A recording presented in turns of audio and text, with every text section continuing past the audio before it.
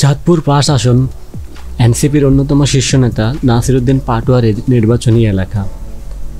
এই পার্লামেন্টে আগামীতে সংস্কার বা ঐক্যমত কমিশনের ৪০০ আসনের মধ্যে ৩০০ আসন এনসিপির ঘরে থাকবে ইনশাআল্লাহ, এবং এইবারই এনসিপি পার্লামেন্টে জাতীয় সরকার গঠন করবে। আগামী নির্বাচনে ৩০০ আসন পাবে বলে আলোচনায় আসা এই নেতা চাঁদপুর ৫ আসনের ভূমিপুত্র।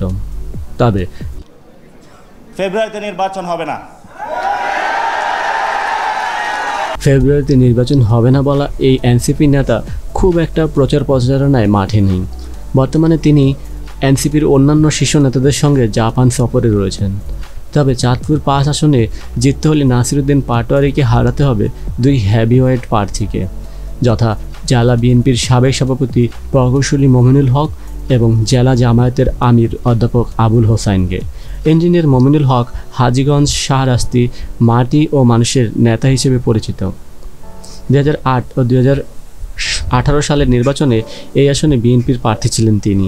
দুই উপজেলায় ব্যাপক গণসংযোগে ব্যস্ত সময় পার করছেন তিনি। তবে মমিনুল হক ছাড়াও এই আসনে মাঠে রয়েছেন বিএনপির আন্তর্জাতিক বিষয়ক সম্পাদক আনোয়ার হোসেন খোকন।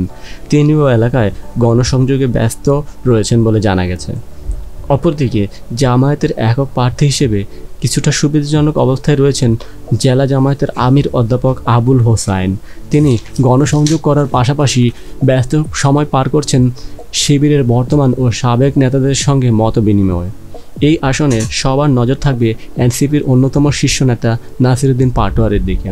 মন গড়া বক্তব্য দিয়ে সম্প্রতি আলোচনায় থাকা এই এনসিপি নেতা কত ভোট পাবেন, তিনি কি হারাতে পারবেন বিএনপি ও জামায়াতে ইসলামের দুই প্রভাবশালী প্রার্থীকে? এই আসনে বিএনপি ও আওয়ামী লীগের ভোট একসময় প্রায় সমানে সমান ছিল।